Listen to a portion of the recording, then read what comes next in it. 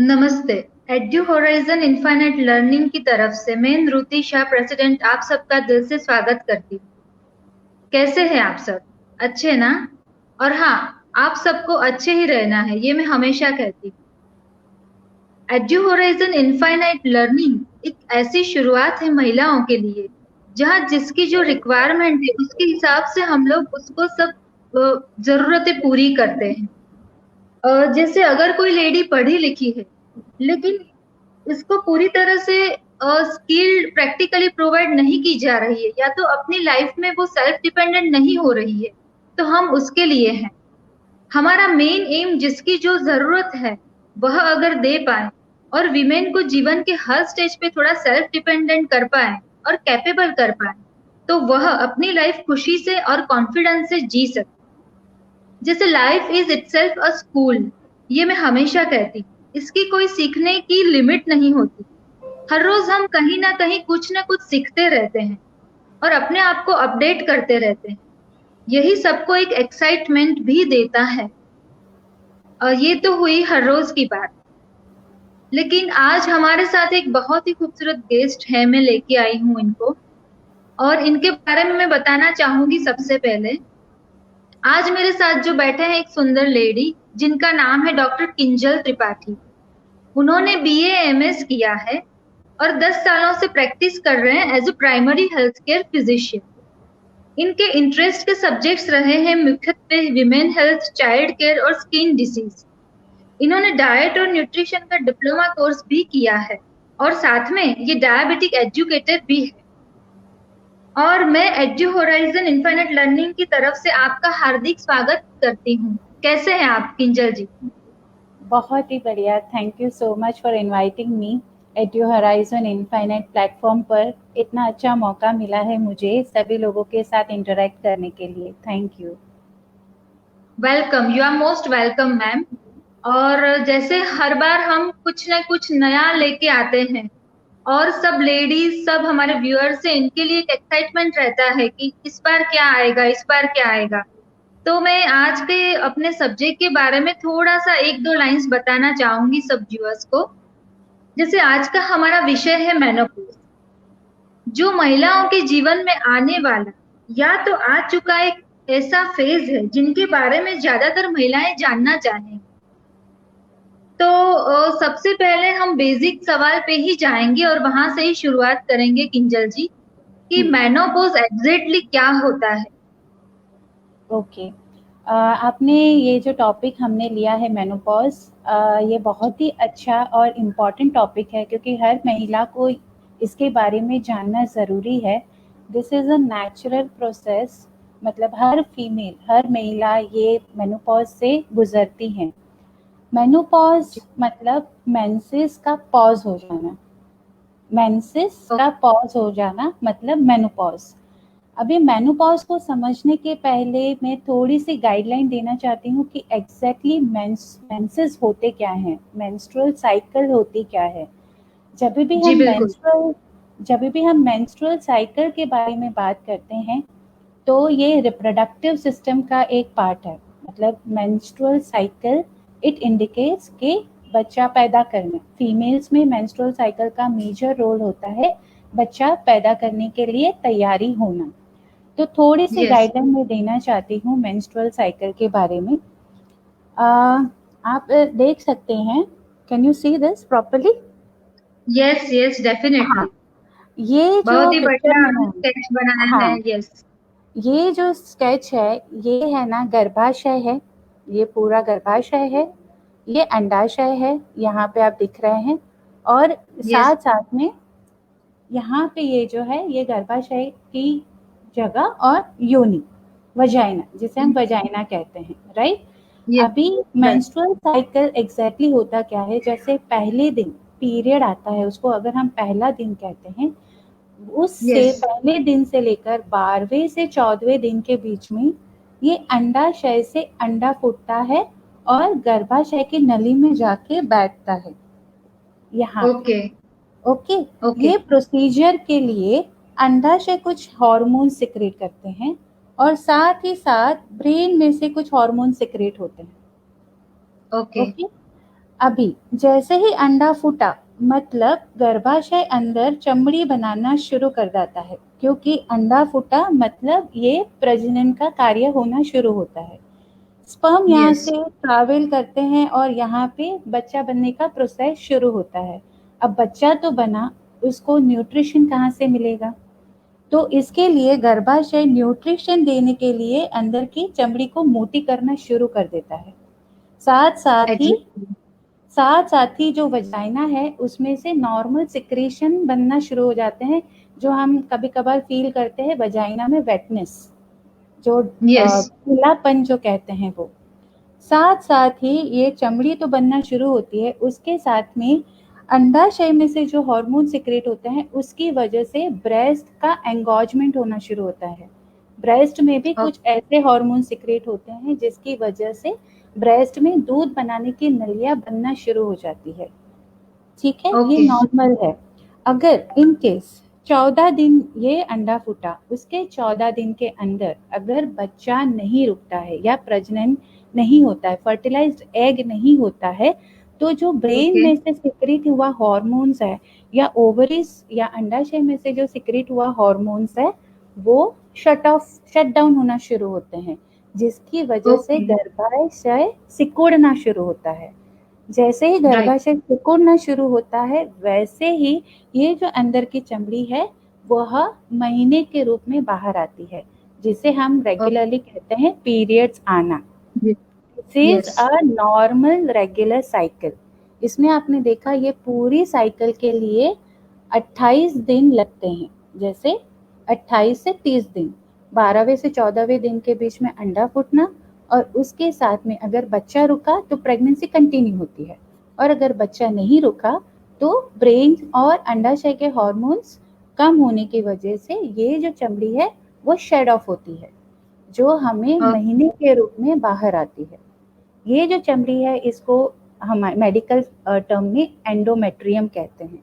इसका बहुत ही okay. Major role है मेनोपॉज में, इसको समझना बहुत ज़रूरी है।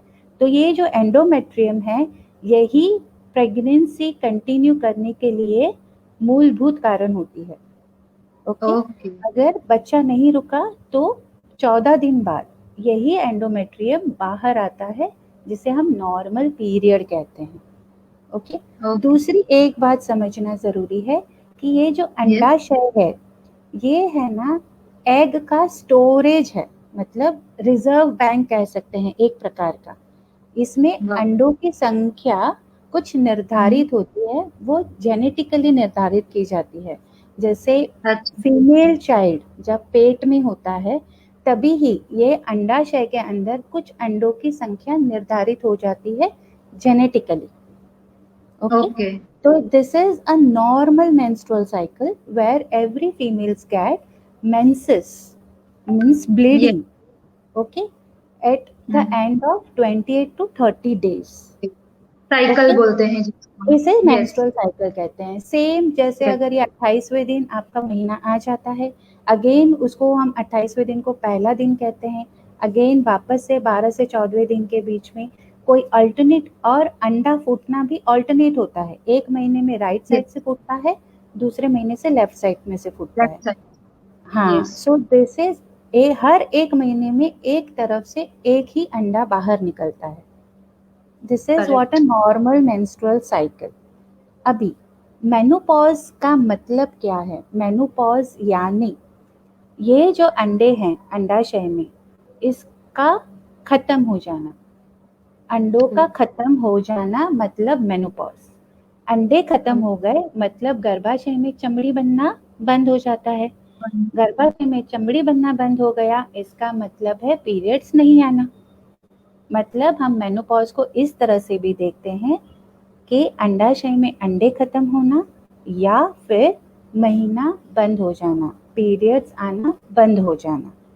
और तीसरे तरीके से भी हम ये देख सकते हैं कि अंडा तो अभी बंद ही हो गया है बनना, तो प्रजनन शक्ति खत्म हो जाना, वह महिला राइट। की प्रजनन शक्ति खत्म हो जाना, इसे कहते हैं मेनोपॉज। परफेक्ट। आपने बहुत बढ़िया समझाया। पूरी साइकिल के साथ साथ क्या एग्जैक्टली डेफिनेशन है मेनोपॉज की वो समझाई आपने। तो मुझे लग रहा है कि सबको समझ में अभी आ गया होगा परफेक्टली क्या है एग्जैक्टली मेनोपॉज। और बहुत सारी महिलाएं जो हमारे व्यूअर्स हैं वो इस दौर में शायद गुजर रही होंगी, या तो गुजरने वाली होंगी, या तो ऑलरेडी गुजर चुकी होंगी। बहुत सारी डिफरेंट डिफरेंट एजेस के हमारे व्यूअर्स होते हैं। तो मुझे लग रहा है कि मेनोपॉज का हमें पता चला। अब हम जानना चाहेंगे कि इसके सिम्टम्स क्या होते हैं, इसके अच्छा, लक्षण क्या होते हैं। Yes yes. यस, ये बहुत ही ज़रूरी है। मेनोपॉज़ के लक्षण सभी को पता होनी चाहिए। लक्षणों के हिसाब से मेनोपॉज़ को हम 3 भाग में कैटेगराइज़ करते हैं। Pre menopausal stage, menopausal stage और post menopausal stage. Pre okay. Menopausal stage जो होता है, वह 1 से 3 साल तक का होता है, जहाँ पर जो हमने देखा अंडाशय में अंडों की कमी होना शुरू हो जाती है। मतलब थोड़े ही अंडे जब बाकी रहते हैं, तभी वह फेज़ को हम प्री मेनोपॉज़ल स्टेज कहते हैं। ये जो ओके। पूरी नॉर्मल मेंस्ट्रुअल साइकिल है, उसमें जितने भी हार्मोन सिक्रीट होते हैं, वह हार्मोन का काम गर्भाशय के अंदर एंडोमेट्रियम बनाना, साथ ही साथ सर्विक्स और वजाइना को वेट रखना, साथ ही साथ ब्रेस्ट को एंगॉज करना, ब्रेस्ट के टिश्यू की हेल्थ रखना, उसके साथ बहुत सारे अत्यधिक काम करते हैं वह हार्मोन्स। जैसे कि बहुत ही इम्पोर्टेंट है, वह हार्मोन्स काम करते हैं फैट मेटाबॉलिज्म में। मतलब चर्बी का ओके। प्रमाण जो स्त्रियों में होता है, वो कंट्रोल यस। करने का, उसको डाइजेस्ट करने का सबसे इम्पोर्टेंट काम है ये। दूसरा काम जो यह हार्मोन्स करते हैं, वह है मानसिक तौर पर। मतलब जो मेंटल स्टेट होता है फीमेल्स का, good yes. Feeling hormones create करने का, वो है। फिर तीसरा उनका मेजर रोल है हड्डियों में कैल्शियम को डिपॉजिट करना, हड्डियों को ओके। मजबूत रखना। और चौथा इम्पोर्टेंट काम है हेल्थ, मतलब इम्यून सिस्टम। लेडीज़ की इम्यून सिस्टम में भी उनका ज़्यादातर रोल है। अभी जैसे-जैसे अंडे कम हो जाते हैं, वैसे-वैसे अंडाशय और ब्रेन कुछ हार्मोन्स पैदा करना कम कर देते हैं। तब अब राइट। समझिए कि ये अगर हार्मोन्स कम हो गए हैं, तो वह जो हार्मोन्स के काम हैं, डायरेक्टली हमको वह काम कम दिखना शुरू हो जाएँगे।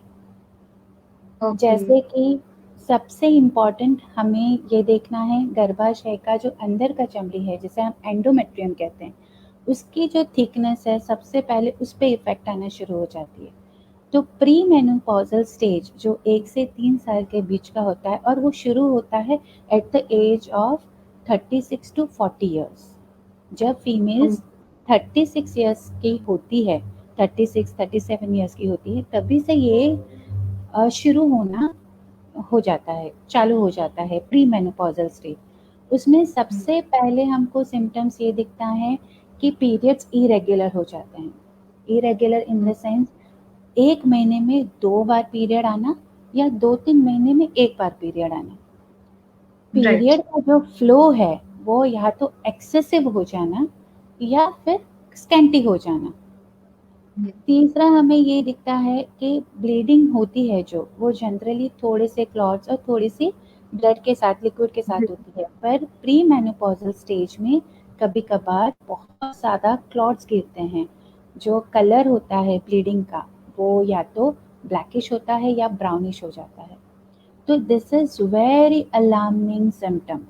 Whenever patient has this kind of symptoms, मतलब आपको अगर 1 महीने में 2 से 3 बार पीरियड आते हैं, हेवी ब्लीडिंग होती है, ब्राउन कलर की ब्लीडिंग होती है, या ज़्यादा क्लॉट्स जाते हैं, दैट इंडिकेट्स कि आपके हार्मोनल बहुत ज़्यादा इम्बैलेंस में है, और आपको आपके डॉक्टर की सलाह लेनी ज़रूरी है कि मुझे क्यों ऐसे मेंसेस आते हैं।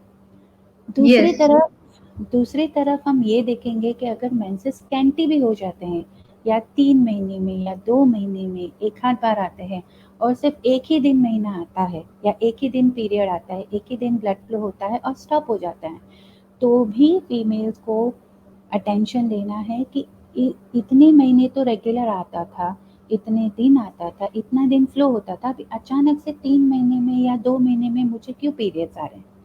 सो पीरियड की साइकिल में, पीरियड के फ्लो क्वांटिटी में, या पीरियड के कलर में कोई भी चेंजेस आए आपको डॉक्टर की सलाह लेना ज़रूरी है। ये मेजर प्री मेनोपॉजल स्टेज का मेजर सिम्टम है। सेकंड सिम्टम में आता है आपकी वजाइना। हमने नॉर्मल मेंस्ट्रुअल साइकिल में देखा कि बहुत सारे हार्मोन्स की वजह से वजाइना वेट होती है, जिसकी वजह से यस। सेक्सुअल एक्टिविटी अच्छे से हो पाती है और साथ साथ ही वो वजाइना की वेटनेस की वजह से वजाइना की हाइजीन मेंटेन होती है। पर वो हार्मोन्स की ओके। कमी की वजह से वजाइना ड्राई होना शुरू होती है। वह ओके। ड्राइनेस की वजह से खुजली आना, वजाइना में जलन होना या फिर वजाइना में खिंचाव होना, घड़ी घड़ी वजाइना में इन्फेक्शन होना, वाइट डिस्चार्ज आना, ये एकदम ही कॉमन कंप्लेंट्स दिखाई देती हैं। जब भी ओके। आपको यह कंप्लेंट्स दिखती हैं, वो भी एक अलार्मिंग है, आपको आपके डॉक्टर की सलाह लेना शुरू करना है। तीसरा राइट। मेजर सिम्टम्स हम प्री मेनोपॉजल स्टेज में देखते हैं, ब्रेस्ट में लंप होने, ब्रेस्ट की ओ। साइज बड़ी हो जाना या ब्रेस्ट में लंप आना शुरू हो जाते हैं, ब्रेस्ट पेन करना शुरू हो जाती है। क्योंकि हमने देखा कि जैसे वह हार्मोन ब्रेस्ट पे भी काम करते हैं, तो जैसे वह हार्मोन्स कम होते हैं आपके ब्रेस्ट के साइज में इश्यूज आते हैं, ब्रेस्ट में लम्ब बनना शुरू होते हैं, निपल में पेन आना शुरू होता है। तो इस सिम्टम्स आने पर भी वह फीमेल को यह अवेयर होना ज़रूरी है कि okay I am facing some hormonal imbalance. और the yes. Most important symptom now I am going to tell you is hot flashes. मतलब अब हम बात करेंगे मानसिक जो भी मानसिक तौर पर जो महिलाएं सफ़र करती हैं, उसे कहा जाता है हॉट फ्लैशेस। अभी वह हॉट फ्लैशेस का मतलब क्या है? अचानक से गर्मी फील होना या अचानक से ठंडा फील होना। मतलब आप पंखे के नीचे बैठे हैं तो भी आपको बहुत ज़्यादा स्वेट होगा, पंखा चल रहा है तो भी कंप्लेन आएगी कि नहीं मुझे बहुत गर्मी लगती है, मुझे समझ में नहीं आता, मुझे बहुत पसीना आता है। या फिर ओके। इरिटेशन, छोटी-छोटी बात पे गुस्सा आ जाना, छोटी-छोटी बात पे रोना आ जाना, खुद को बहुत चिड़चिड़ा हो जाता है। यस। चिड़चिड़ा हो जाना, छोटी-छोटी ओके। बात पे लड़ना झगड़ना शुरू हो जाना। मतलब आप देखेंगे कि बहुत सारे सेंसिटिव ज्यादा हो जाना। सेंसिटिव ज़्यादा हो जाना या सबसे ज़्यादा जो फैमिली मेंबर्स हैं, वो अफ़ेक्ट होते हैं कि अभी तो आप छोटी-छोटी बात पे गुस्सा करने लगते हो, चिड़चिड़ाने लगते हो। तो ये जो मानसिक तौर पे जो हेल्थ होती है, मेंटल हेल्थ ऑफ फीमेल, वो थोड़ी-सी डिस्टर्ब हो जाती हैं क्योंकि जो ब्रेन से जो भी हार्मोन सिक्रेट हो रहे हैं ओवम फॉर्मेशन के लिए, अंडा बनाने के लिए, वो बनना ओके। कम हो जाते हैं, जिसकी वजह से ये तकलीफ़ें आना शुरू हो जाती है। तो सबसे इम्पॉर्टेंट ये जानना है कि वह कोई भी female after the age of 35 36 they should understand कि मेरे पीरियड की साइकिल जो है वो रेगुलर है कि नहीं, मेरी वजाइना में कोई प्रॉब्लम तो नहीं है, तीसरा मेरे ब्रेस्ट में कोई लम्ब तो नहीं बन रहे हैं, मुझे कोई पेन तो नहीं हो रहा, और चौथा मेंटल स्टेबिलिटी, मतलब मैं किस तरह से बिहेव कर रही हूँ, बिहेवियरल चेंजेस, इस पे खास ध्यान देना जरूरी है। ये प्री मेनोपॉजल स्टेज है, इसको हर स्त्री को समझना ज़रूरी है। और मोस्ट इम्पॉर्टेंट थिंग, यह प्री मेनोपॉजल स्टेज में ही कैल्शियम की कमी होना भी शुरू हो जाती है क्योंकि हार्मोन्स नहीं बन रहे हैं, कम मात्रा में बन रहे हैं। इसके लिए यस। हड्डियाँ पेन होना, कमर दर्द आना, घुटनों में दर्द आना, छोटी-छोटी जॉइंट पेन्स होना, ये सभी कंप्लेंट्स फीमेल्स को आना शुरू हो जाती है। तो ओके। हाँ, और एक सिम्पटम है अचानक से वज़न बढ़ जाना या अचानक से वज़न कम हो जाना। कम हो जाए। हाँ, तो ये हो गया प्री मेनोपॉज़ल स्टेज के सिम्पटम्स। अब हम देखेंगे मेनोपॉज़ल स्टेज के सिम्पटम्स। मेनोपॉज़ यानी 1 साल तक महीना नहीं आना, 1 ओ। साल तक 1 भी महीने में महीना नहीं आना, स्पॉटिंग भी नहीं होना, कंटिन्यूअस 1 साल तक कोई भी महिला को महीना नहीं आता है, उसे कहते हैं ट्रू मेनोपॉज़। इसमें मेजरली सिम्पटम्स हमें दिखते हैं, जैसे तो ब्लीडिंग तो स्टॉप ही हो गई है, तो एंडोमेट्रियल के तो कोई सिम्पटम्स नहीं आते, पर यस इसमें भी वजाइनल ड्राइनेस, मतलब घड़ी घड़ी वजाइना में इन्फेक्शन, घड़ी घड़ी पेशाब में इन्फेक्शन, घड़ी घड़ी ब्रेस्ट में पेन या फिर ब्रेस्ट में कोई भी लंप आना, और मोस्ट इम्पॉर्टेंट थिंग, बोन्स का वीक हो जाना। इसमें भी मेनोपॉजल स्टेज में भी हर महिलाओं को बदन में अजीब सा पेन हमेशा रहता है, घुटनों में दर्द, कमर में दर्द, कुछ भी नहीं किया होता तो भी लेथार्जिक फील करना, कंटाला आना, और हॉट फ्लैशेस तो इसमें भी रहते ही हैं, थोड़ी ज़्यादा मात्रा में रहते हैं, चिड़चिड़ापन, गुस्सा, डिप्रेशन, रोने की भावना, ये सब बहुत ज़्यादा बढ़ जाती है। ओके। और पोस्ट मेनोपॉजल सिम्टम्स में भी हम ये समझेंगे जैसे महीना कम्प्लीटली 1 साल के लिए बंद हो गया है। पोस्ट मेनोपॉजल में जब महिला रहती है तब उनकी स्तन मतलब ब्रेस्ट सिकुड़ जाते हैं, उनकी साइज़ कम हो जाती है, अंडाशय गर्भाशय की साइज़ कम हो जाती है, वो सिकुड़ जाते हैं, वजाइना की ड्राइनेस बढ़ जाती है, और इसमें भी ख़ास करके हमें यही सिम्पटम्स मिलते हैं कि उनके बोन्स जो है वो ज़्यादा ब्रिटल हो जाते हैं, मतलब बोन की जो डेंसिटी है वो ज़्यादा कम हो जाती है, जिसकी वजह से कहीं पे भी अगर गिरते हैं या कहीं पे भी ठोकर लगती है तो उन्हें तुरंत फ्रैक्चर होने के चांसेस हो जाते हैं। तो राइट। हाँ, तो ये हैं सिम्पटम्स ऑफ मेनोपॉज, जिसे मैंने बहुत ही लोकल लैंग्वेज में समझाने की कोशिश की है कि हर स्त्री को वह कौन से स्टेज में है ये जानना ज़रूरी है। वह प्री मेनोपॉजल स्टेज में है, मेनोपॉजल स्टेज में है या पोस्ट मेनोपॉजल स्टेज में है। ओके। कुछ कुछ केसेस ऐसे भी हो सकते हैं क्या किंजल जी, कि जहाँ पे आपने जो बताया वो सारे कुछ आए ही ना सिम्टम्स और तुरंत ही मेनोपॉज में आ जाए वो महिला, ऐसा कोई केसेस आपके पास आया हुआ है? हाँ, ऐसे जो केसेस हैं, जैसे मैं ये कहना चाहूँगी कि जनरली सर्जिकल केसेस जहाँ पे गर्भाशय को निकाल दिया जाता है कुछ कारणवश, या आफ्टर प्रेगनेंसी, मतलब प्रेगनेंसी तुरंत होती है और कुछ महिलाओं को तुरंत ही महीना बंद हो जाता है, तो इन सब केसेस में प्री मेनोपॉजल सिम्टम्स नहीं दिखते। नहीं दिखते हैं। ओके। हाँ, क्योंकि वो तुरंत ही महीना बंद हो गया, तो हेवी ब्लीडिंग के प्रॉब्लम्स या फिर ख़ास करके हेवी ब्लीडिंग के जो प्रॉब्लम्स है या महीना इरेगुलर होने के प्रॉब्लम्स है, वो हमें नहीं दिखते। तो प्री मेनोपॉज़ल सिम्पटम्स जो है 1 से 3 साल के, ख़ास करके जिनका प्रेगनेंसी के बाद तुरंत महीना बंद हो जाता है या फिर सर्जिकली जिनका यूटेरस निकाल दिया जाता है, उनमें हमें प्री मेनोपॉज़ल सिम्पटम्स नहीं दिखते। ओके। राइट। और जैसे मेनोपॉज के सिम्टम्स हमने आपने डिस्कस किए हमारे साथ, तो अच्छा लगा कि बहुत सारी जानकारी दी। तो ये भी थोड़ा सा आप क्लैरिटी कर दीजिए कि मेनोपॉज के दौरान क्या क्या तकेदारी, क्या क्या प्रिकॉशंस रखने चाहिए महिलाओं को? हाँ, बहुत ही अच्छा क्वेश्चन है ये आपका कि एग्ज़ैक्टली अगर कोई भी महिला अगर उनको ये पता चल जाता है कि मैं प्री मेनोपॉज़ल स्टेज में हूँ या मेनोपॉज़ल स्टेज में हूँ या पोस्ट मेनोपॉज़ल स्टेज में हूँ, तो मुझे करना क्या है? सबसे यस। पहले मैं ये कहूँगी कि जो प्री मेनोपॉज़ल स्टेज में जो भी महिलाएँ हैं, उन्हें अपने हेल्थ का केयर बहुत ही करना है, उनको रेगुलरली खुद का चेकअप करवाना है, उनके फैमिली हेल्थ केयर फिजिशियन के पास या फिर गायनिकोलॉजिस्ट के पास। उनका साल में 1 बार गर्भाशय का सोनोग्राफी होना ज़रूरी है, जिससे पता चलता है कि अंदर की एंडोमेट्रियल थिकनेस है वो कितनी है। उनको अगर कहीं पे भी कैंसर होने के चांसेस हैं या कोई पॉलिप होने के चांसेस या फिर गर्भाशय के अंदर फाइब्रॉइड्स होने के चांसेस हैं, वो प्री मेनोपॉजल स्टेज में ही हम with the help of simple sonography find out कर सकते हैं। दूसरा ओके। ये है कि मेमोग्राफी होना ज़रूरी है। हर प्री मेनोपॉजल फीमेल का मेमोग्राफी अर्थात स्तन की सोनोग्राफी होना ज़रूरी है।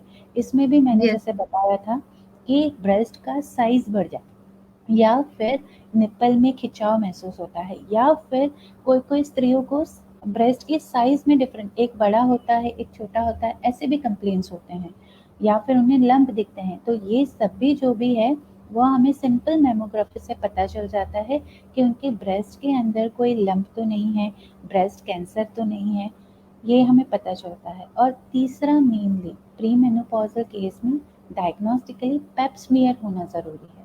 पेप ओके। स्मीयर मतलब जो गर्भाशय का मुंह होता है, वहाँ से एक सिंपल छोटे ब्रश से थोड़ी सी चमड़ी लेते हैं और उसका चेकअप करते हैं। उसमें भी हमें यही देखने मिलता है कि कुछ कैंसर तो नहीं है ना, सिंपल मेनोपॉज की वजह से ही ये सब कंप्लेंट्स है ना, वो हमें पता चलता है। तो ओके। क्लिनिकली देखने जाए, डायग्नोस्टिकली देखने जाए, तो प्री मेनोपॉजल स्टेज से ही हर महिला को हर साल में एक बार सोनोग्राफी, मेमोग्राफी और पेप स्मीयर निकालना ज़रूरी है। दूसरी बात, वह अपने लेवल पे घर पे मतलब खुद क्या कर सकती हैं। तो मैंने ये आपको समझाया कि ये जो हॉर्मोन्स है वो फैट मेटाबॉलिज्म में बहुत मेजर रोल निभाते हैं। मतलब जैसे ही ओके। प्री मेनोपॉज स्टार्ट होता है, हर फीमेल का वजन बढ़ना या कम होना शुरू होता है। तो हमें ये राइट। ध्यान रखना है कि आपका वजन अगर बढ़ रहा है तो उसे कंट्रोल में रखें, एक्सरसाइज करें, ठीक है? उसका खाने में ध्यान रखें, ज़्यादा तली हुई चीज़ें ना खाएं, बटर, चीज़, मेयोनीज ये सब का सेवन कम करें। दूसरी बात, साथ साथ में ही जो फैट सॉल्युबल विटामिन्स हैं, अर्थात vitamin A, vitamin D, vitamin E और विटामिन बी 12, इसका बहुत ही ज़्यादा रोल है प्री मेनोपॉजल स्टेज से ही। मतलब okay. After the age of 35-36 हर फीमेल को ये विटामिन्स का कंजम्पशन लेना ज़रूरी है। अब ये मिलते राइट। कैसे हैं? जैसे विटामिन ए जो है वो हमें सब पीले और ग्रीन। लाल सब्जियां और फलों से मिलता है। Yes. Vitamin E vitamin E जो है वो खास करके हमें ड्राई नट्स मतलब अखरोट है, बादाम है, इसमें से मिलती है। विटामिन डी जो है वो हमें सनलाइट से मिलती है। ये तो अभी विटामिन डी तो सबको पता है कि सनलाइट से मिलती है। और बाकी विटामिन बी 12 जो है, जो नॉन वेजिटेरियन लोग हैं उनके लिए विटामिन बी 12 डायरेक्ट सोर्स है, वो नॉनवेज खा के ले सकते हैं। तो जो वेजिटेरियन हैं उनके लिए विटामिन बी 12 का सोर्स बहुत ही कम है, पर आप मिल्क प्रोडक्ट से विटामिन बी 12 ले सकते हैं। In short vitamin B okay. 12 वो एनिमल सोर्स है, मतलब एनिमल सोर्स वेजिटेरियन डाइट में सिर्फ मिल्क प्रोडक्ट्स में आता है। और साथ राइट। साथ में ही आपको डॉक्टर की सलाह लेकर कुछ ऐसे विटामिन्स के सप्लीमेंट्स भी लेने चाहिए, क्योंकि ये जो भी विटामिन्स हैं वो आपके ब्रेन पे भी काम करते हैं, आपके इरिटेशन लेवल को कम करते हैं, आपके अंदर गुड फीलिंग हार्मोन्स क्रिएट करते हैं।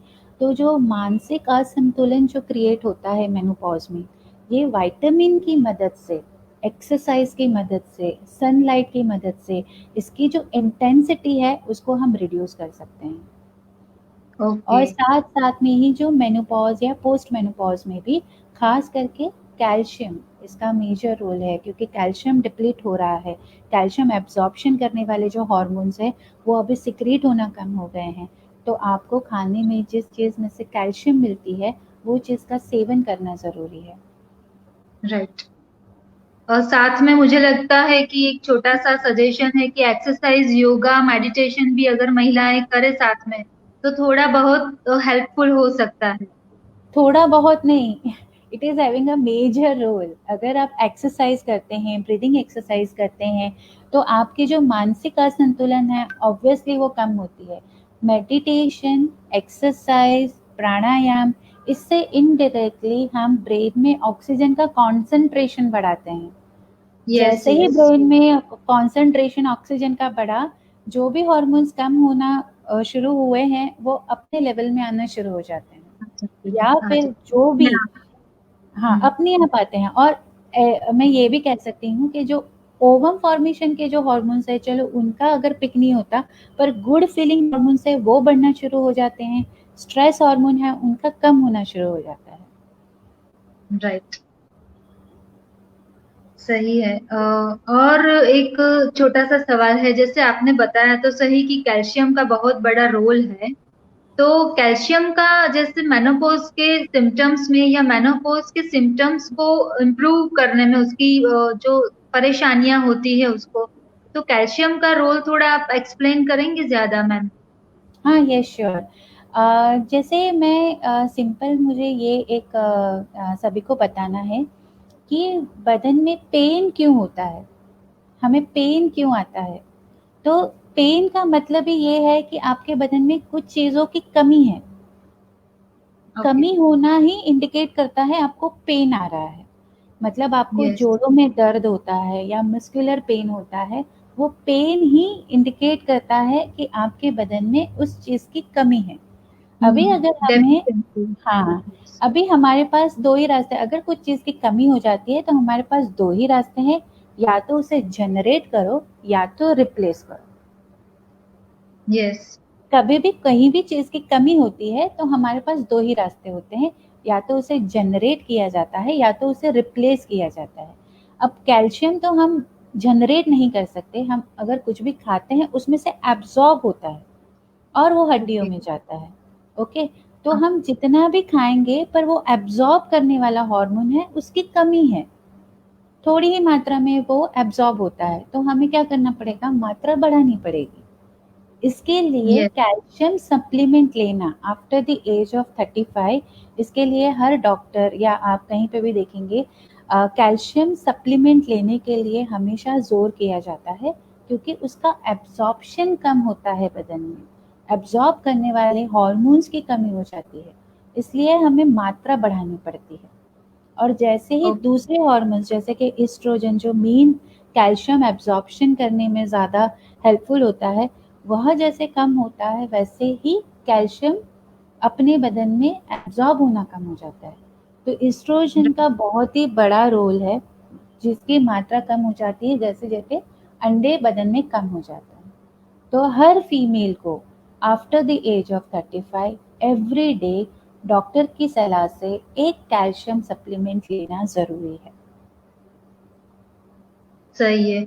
क्या 1 कप ऑफ मिल्क उसका रिप्लेसमेंट हो सकता है या सप्लीमेंट ही लेना जरूरी ये मिथ है कि जो मिल्क है ना, it is a supplement of calcium, it is not the है? Okay, supplement of calcium.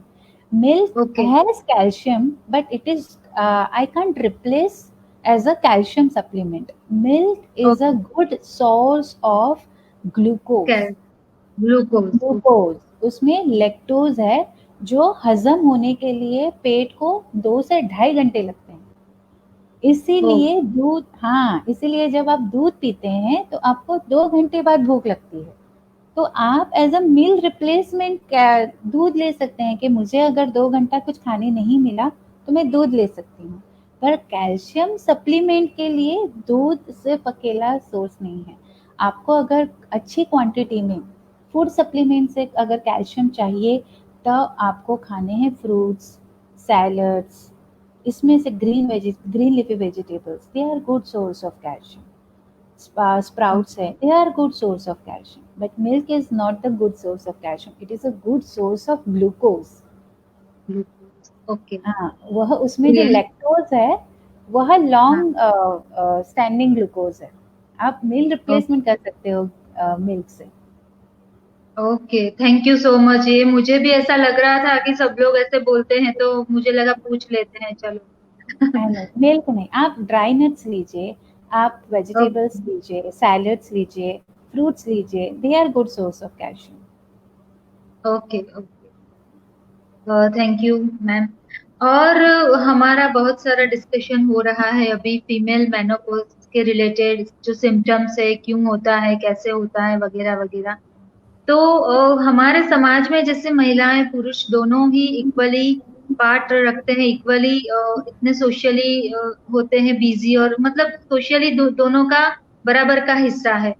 तो भले ही पुरुष की रचना अलग हो, शरीर की रचना या तो मानसिक संतुलन वगैरह वगैरह सब अलग होता है महिलाओं से, लेकिन फिर भी क्या मेल मेनोपॉज जैसा भी कुछ होता है?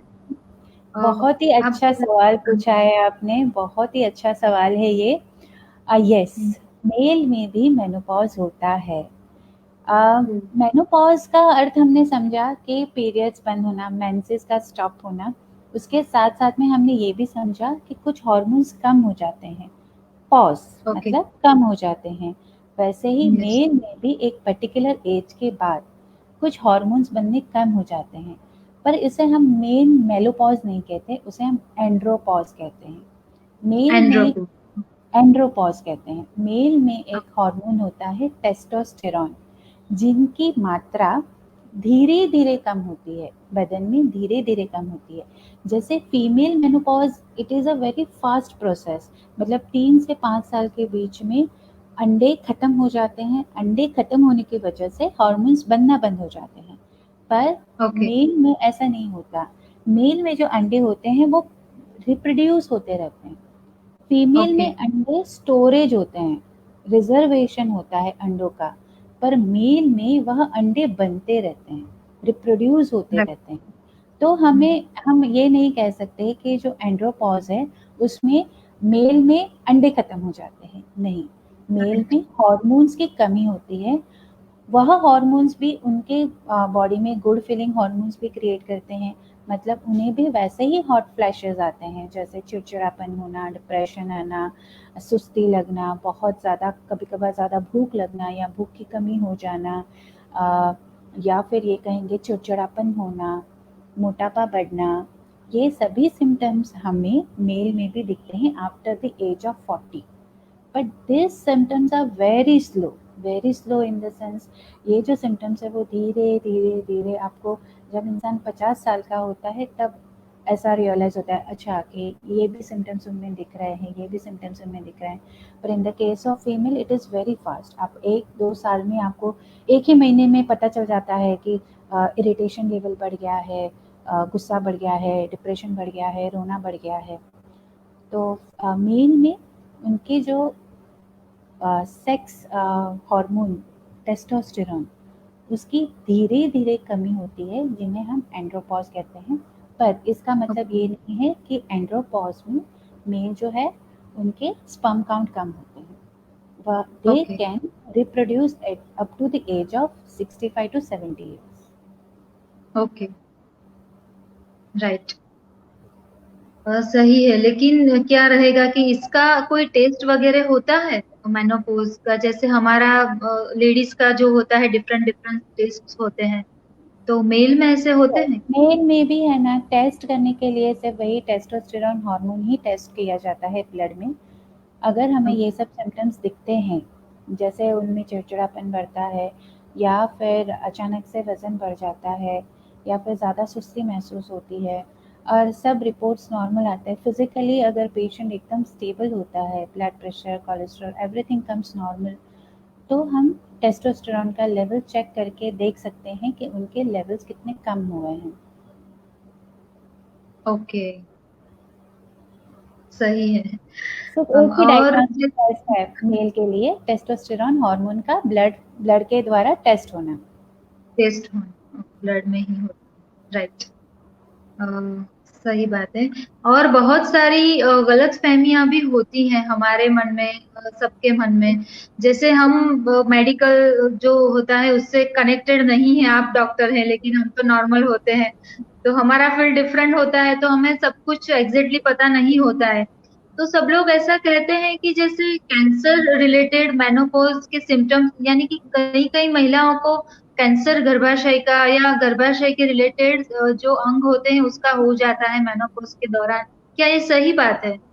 हाँ, जनरली इसे मैं 100% सही नहीं कहूँगी।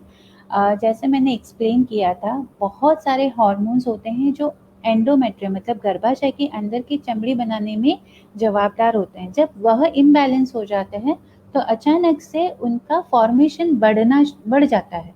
कंट्रोलिंग जो हार्मोन हैं जो ब्रेन से सिक्रेट होते हैं कंट्रोल करने के लिए, वह हार्मोन कट ऑफ होते हैं, और यहाँ पे एंडोमेट्रियम या कुछ ऐसे सेल्स हैं जो कंटिन्यूअसली बढ़ते जाते हैं। There is no cut off hormone over there.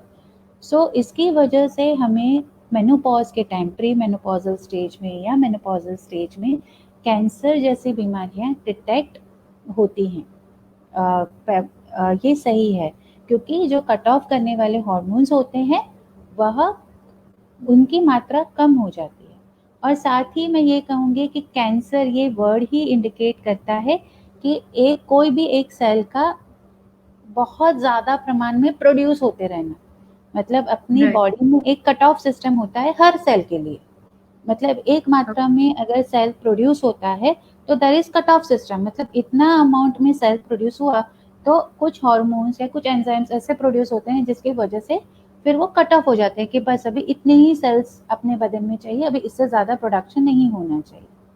तो हमने जैसे समझा मेनोपॉज में बहुत सारे हार्मोन्स है जो इम्बैलेंस्ड हो जाते हैं, तो जिसकी वजह से हमें कैंसर जैसी बीमारियां ये स्टेज में ज़्यादा दिखती हैं, क्योंकि there is imbalance between cut off and cut मतलब प्रोडक्शन।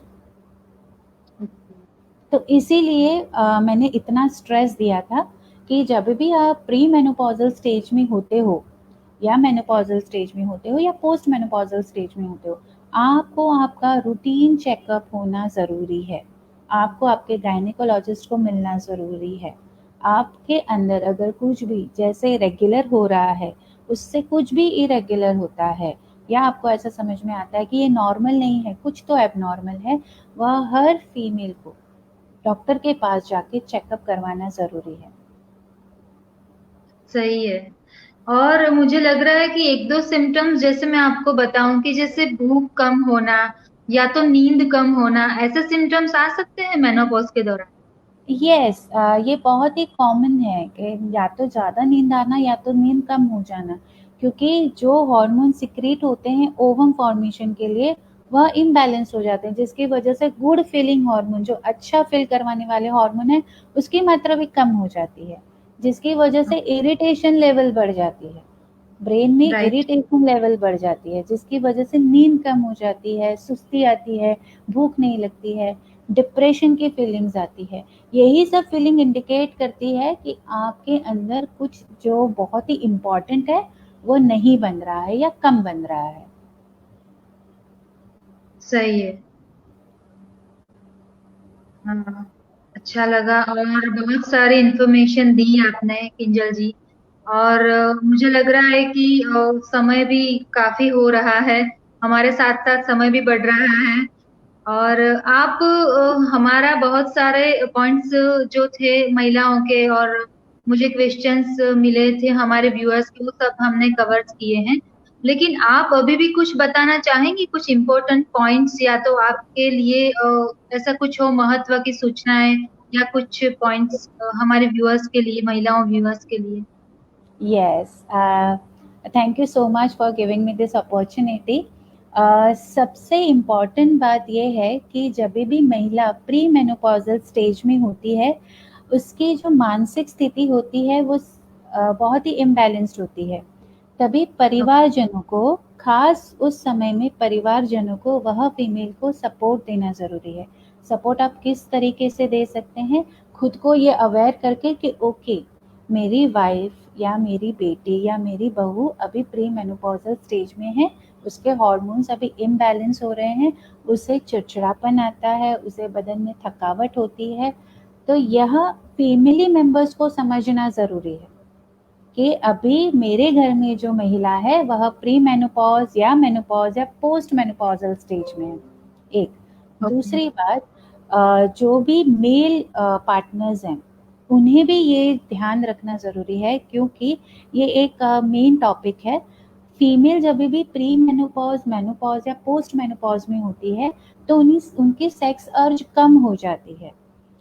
तो मेल पार्टनर को ऐसा लगता है कि फीमेल पार्टनर जो है वह सपोर्ट नहीं कर रही है, क्योंकि उनके बदन में ही वह जो सेक्स करने की इच्छा करने वाले हार्मोन्स है वो कम हो रहे हैं, तो वह थोड़ा सा इंटरेस्ट कम दिखाती हैं। तो तभी मेल पार्टनर को ये समझना ज़रूरी है, अच्छा मेरी जो फीमेल पार्टनर है वह प्री मेनोपॉज या मेनोपॉज या पोस्ट मेनोपॉजल स्टेज में है। उन्हें डॉक्टर की सलाह लेनी चाहिए, ना कि इंटरनल मानसिक रूप पे एक दूसरे के साथ झगड़े करने चाहिए। तीसरी और एक बात मैं बताना चाहूँगी कि खास करके जो भी महिलाएं हैं जिनकी फीमेल डॉटर्स हैं, जिनको फीमेल यस। चाइल्ड हो, उनको अपने साथ जो भी चीज़ें होती है वो अपनी फीमेल डॉटर के साथ डिस्कस करना ज़रूरी है, अगर वह राइट। भी मेंस्ट्रुअल साइकिल फेस कर रही हैं तो इस तरह से हम घर का जो वातावरण है ये स्टेज पर बहुत ही अच्छे से मेंटेन कर पाते हैं। तो ये जो भी मेनोपॉज़ल का जो भी टाइम है, मेनोपॉज़ के जो भी 5 साल हैं, प्री मेनोपॉज़ से लेके पोस्ट मेनोपॉज़ के बीच में, यह 5 साल में फैमिली मेंबर्स का सपोर्ट फीमेल को होना काफ़ी ज़रूरी है। और फीमेल को खुद का केयर करना ज़रूरी है। वो उन्हें ब्लेमिंग पैटर्न, मुझे आपको समझता नहीं है, मुझे तकलीफ हो रही है, नहीं, आपको खुद का ख्याल रखना है। योगा, प्राणायाम, मेडिटेशन पे खास ध्यान देना है, एक्सरसाइज करनी है। डॉक्टर अगर आपको कुछ सप्लीमेंट्स देते हैं, उन्हें रेगुलरली लेना है। तो ये मेरा ओके। सबसे सभी महिलाओं को एक रिक्वेस्ट है कि आप डॉक्टर की सलाह लेकर खुद का ख्याल रखना शुरू करें। कैल्शियम सप्लीमेंट लें, खाने में ध्यान रखें, और जैसे हम रोज़ सुबह उठ के खाना खाते हैं, रेगुलर अपनी दिनचर्या बिताते हैं, वैसे ही आपके दिनचर्या में योगा, प्राणायाम और मेडिटेशन ऐड करें। और खुश रहने की कोशिशें शुरू कर दे आज से ही। हाँ। नहीं, जैसे ही आप योगा, प्राणायाम और मेडिटेशन करते हैं, ऑटोमेटिकली आप खुश होना शुरू हो जाते हैं। करना शुरू कर देते हैं, या तो अपनी हॉबीज हैं उनको वापस से आप एंजॉय कर सकते हैं, रीडिंग, म्यूजिक है, क्योंकि यस, उस एज में महिलाओं की हॉबीज ज्यादातर कम हो जाती है कि बहुत कुछ फैमिली के लिए किया है, अब क्या करना है, क्या बचा है, ऐसी फीलिंग्स आ जाती है। तो ऐसा यस। नहीं करके खुश रहने की कोशिश ज्यादा कीजिए, अपनी हॉबीज फिर से डेवलप कीजिए। तो ये भी हम कहना चाहेंगे सभी महिलाओं को। सही है ना? हाँ, और यस। मूड हमारा मूड स्विंग्स, आपके जो मूड स्विंग्स हैं, उसको पहचान कर वो मूड स्विंग को मैं खुद कैसे कंट्रोल कर सकती हूँ, ये सभी महिला कर सकती हैं। मेरा यस। अगर मेरा मूड अच्छा रखना है, तो उसके लिए मुझे क्या पसंद है, वह करना शुरू कर दीजिए। ओके। उसमें सही है। आपकी हॉबीज आती हैं, आपको जो भी करना है, आपकी हॉबीज आती हैं, रीडिंग आता है, कुछ भी, हर एक्टिविटी जो आपने बचपन में नहीं की है या जवानी में नहीं की है, वो हॉबी भी आप डेवलप कर सकते हैं, कुछ नई चीजें करना शुरू कर सकते हैं, कुछ नया सीखना शुरू कर सकते हैं। इस तरह आप बिल्कुल आपके इरिटेशन को डाइवर्ट कर सकते हैं। सही है। बहुत अच्छी बातें बताई आपने, किंजल जी। और हमारा समय अभी बहुत आगे बढ़ चुका है और प्रोग्राम एंड की ओर है, आज का सेशन। तो जैसे सेशन के एंड में मैं हमेशा दो चार लाइंस बताती हूँ, वो मैं बताऊंगी, लेकिन उससे पहले आप कुछ बताना चाहेंगी लास्ट में, मैम? हाँ, मैं सबसे पहले तो नृति जी आपको थैंक यू कहूँगी। आपने बहुत ही अच्छे क्वेश्चन्स पूछे, और थैंक यू। हाँ, जिसकी वजह से मुझे जो भी मैसेज देने थे वो मैं दे पाई। और thank you so much edu horizon infinite platform, जिसकी वजह से आज मैं लोगों में मेनोपॉज़ के बारे में थोड़ी-सी अवेयरनेस ला पाई हूँ। और एक ये है कि thank you so much for this beautiful certificate you have given to me. Thank you so much, this is very nice. And और एक बुक भी है गुजराती में, हृदयनी नयन सुधीनी सफ़र। For this also I am very much thank you. Thank you so ji, much. मेघना, हमारी फाउंडर मेघना गांधी जी की रिटर्न बुक थैंक है ये, यू, फर्स्ट। Thank you. और मैं खुद और एड्यू होराइजन इनफाइनाइट लर्निंग की पूरी टीम की ओर से आपका शुक्रिया अदा करती हूँ दिल से। आप आए, आपने रिक्वेस्ट एक्सेप्ट की और हमारे व्यूअर्स के साथ इतनी अच्छी बातें की, इतनी सही इंफॉर्मेशंस बताई कि मुझे क्या, सबको इतना इंटरेस्टिंग लगा, और सही तरीके से, एकदम इजी तरीके से बताया आपने। तो ये बहुत अट्रैक्टिव रहा हमारे लिए। तो हमें जानकारी देने के लिए आपका बहुत बहुत धन्यवाद, मैम। धन्यवाद। और धन्यवाद। हाँ, फिर से हम बुलाना चाहेंगे आपको, क्योंकि बहुत सारी ऐसी बातें हैं, बहुत सारे टॉपिक्स होते हैं मेडिकल में फीमेल के रिलेटेड। तो उसके रिलेटेड हम बाद में दूसरे सेशंस में जरूर आपको बुला के बातें करेंगे। और आज का सेशन हम समाप्त करने जा रहे हैं। लास्ट में मैं दो लाइंस बताऊंगी, क्योंकि आज मेनोपॉज के रिलेटेड हमारा सेशन था। तो महिलाओं के रिलेटेड दो लाइंस मैंने लिखी हैं, तो वो मैं बताना चाहूंगी कि उम्र बहती हवा सी है, उम्र बहती हवा सी है, तू भी चल, रुत जवां सी है, तू भी चल, रुत जवां सी है। कल क्या हो, सब आज ही कर ले, कल क्या हो क्या पता, सब आज ही कर ले, सब गलती अब रवां सी है। Thank you so much. Thank you. Good night. Good night. शुभ रात्रि।